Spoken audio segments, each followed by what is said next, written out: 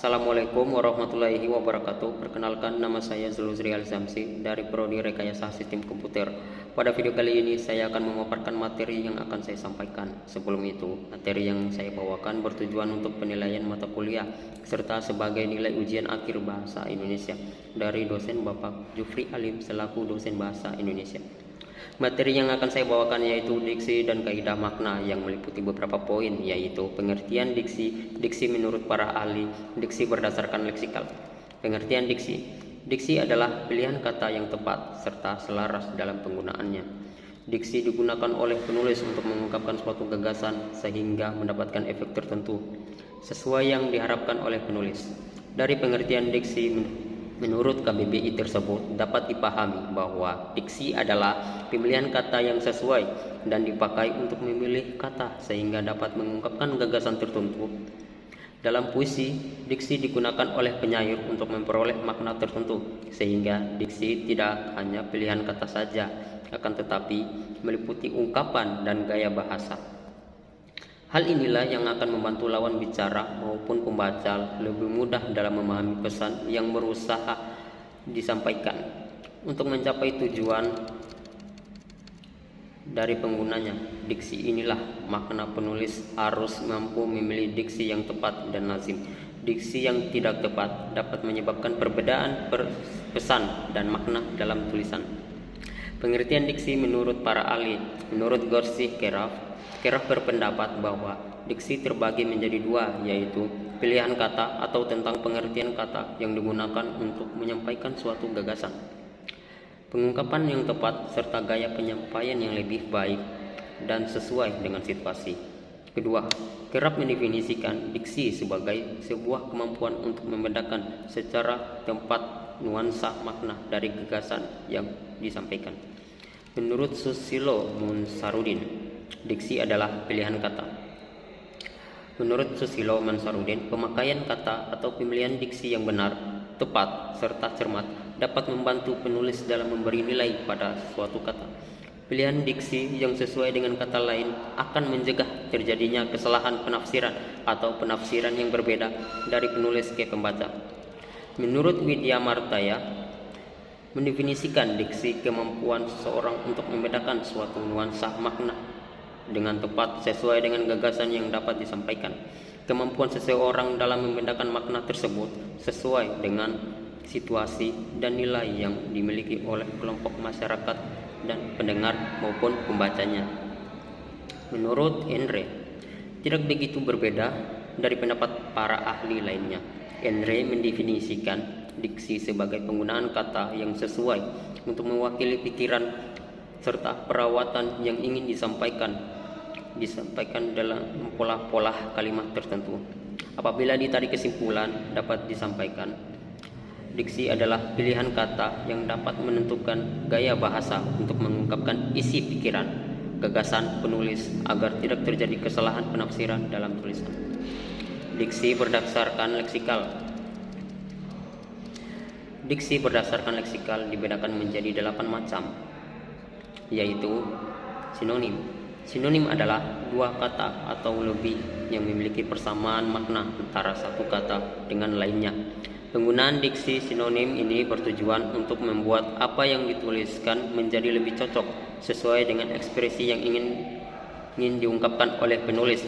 Contohnya, ketika penulis ingin menggambarkan kematian dengan kata mampus, namun kata mampus merupakan diksi yang mengekspresikan hal kasar, sehingga mampus dapat digantikan dengan kata lain seperti wafat, meninggal, atau tiada, atau lainnya yang memiliki ekspresi lebih halus untuk menggambarkan kematian. Antonim. Antonim merupakan kebalikan dari sinonim, yang artinya adalah pemilihan kata atau diksi yang memiliki makna berbeda atau berlawanan.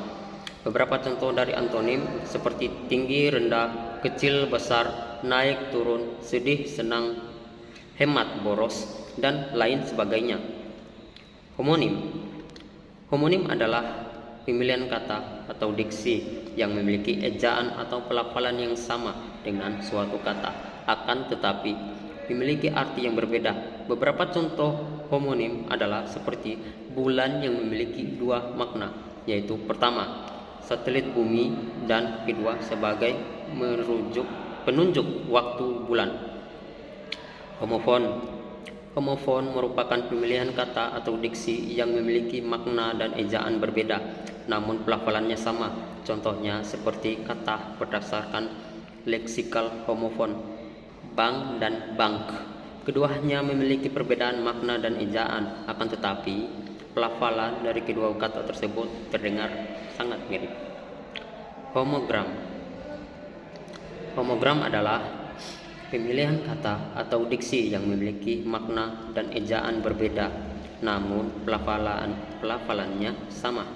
Contohnya seperti kata berdasarkan leksikal homofon, bank dan bank. Keduanya memiliki perbedaan makna atau ejaan, akan tetapi pelafalan dari kedua kata tersebut terdengar mirip. Homogram. Homogram adalah pemilihan kata atau diksi yang memiliki pelafalan dan arti berbeda namun memiliki ejaan yang sama. Contoh dari homogram adalah tahu. Dalam sebuah kalimat seperti dia suka dengan tahu goreng dan dia tahu tentang berita itu. Dua kalimat tersebut memiliki kata yang sama, yaitu tahu, namun maknanya berbeda. Pada kalimat pertama, kata tahu bermakna nama makanan, sedangkan pada kalimat kedua, kata tahu bermakna mengetahui suatu hal. Polisemi. Polisemi merupakan diksi atau frasa yang memiliki lebih dari satu arti. Contohnya seperti bunga dalam kalimat. Seseorang yang menabung di bank akan tetapi mendapatkan bunga setiap bulannya. Dan kalimat Dinda adalah bunga desa yang diincar oleh banyak pria. Pada dua kalimat tersebut, kata bunga memiliki banyak makna atau tanaman, sedangkan pada kalimat kedua, kata bunga dapat bermakna kecantikan atau idaman atau bahkan penjangga. Pernim adalah diksi yang mewakili banyak kata lainnya atau mencakupi makna dari kata lain. Contohnya, pemilihan kata atau diksi berdasarkan leksikal hipernim ialah sempurna yang memiliki makna bagus, luar biasa, baik, dan lainnya. Hiponim. Hiponim adalah diksi yang dapat terwakilkan oleh kata hipernim. Contohnya, pemilihan kata yang berdasarkan hiponim adalah pada kalimat berikut ini. Binatang liar di kebun binatang meliputi buaya, singa, rusa, gajah, kuda, dan lainnya. Dalam kalimat tersebut, kata binatang liar termasuk kata hipernim, sedangkan kata gajah, buaya, singa, dan lainnya merupakan kata hiponim. Ada dua jenis makna yang terpenting, diantaranya adalah makna denotatif atau makna leksikal. Kaidah makna, kata yang bersinonim dan berhomonim.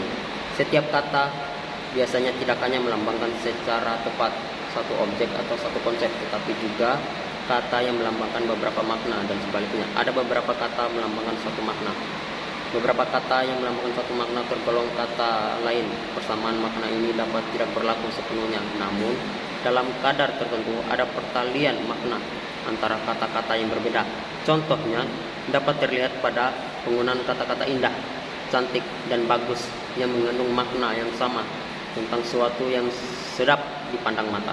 Ketetapan kata-kata itu dalam penggunaannya tergantung pada ketetapan pilihan atas kata masing-masing. Misalnya, kurang tepat jika diumpamakan sebagai nama lain dari suatu benda atau pengertian lain dari suatu ungkapan. Berlaku dua arah, yaitu dari takdir ke nasib atau dari nasib ke takdir. Sinonim dapat dibedakan sesuai dengan di mana posisi ia berada. Contoh bentuk sinonim. Contoh sinonim antara saya melihat dia dan dia kulihat. Kalimat sinonim antara dua tangkai bunga dan bunga, dua frase tangkai sinonim. Antara kata nasib dan takdir, memuaskan dan menyenangkan. Sinonim antara pemirsa dan pirsawan, Kestabilan morfem dan stabilitas dua kata penggabungan tersebut akan melahirkan kata majemuk. Hal yang harus dihindari dalam penggabungan kata adalah munculnya penggunaan kata secara berlebihan yang mengakibatkan terjadinya kata mubazir. Misalnya adalah merupakan, agar, supaya, maka, dengan demikian, dan namun demikian. Di bawah ini disajikan beberapa contoh kata majemuk yang berupa kata penggabungan sinonim. Ci memakai sunyi, senyap, fakir, miskin. Sehat walafiat, gagah perkasa. Warta, berita, kasih, sayang. Yatim, piatu, sama, rata. Jungkir, balik. Itu saja yang dapat saya sampaikan. Apabila ada kesalahan kata dari saya, wabillahi taufiq wal hidayat. Wassalamualaikum warahmatullahi wabarakatuh.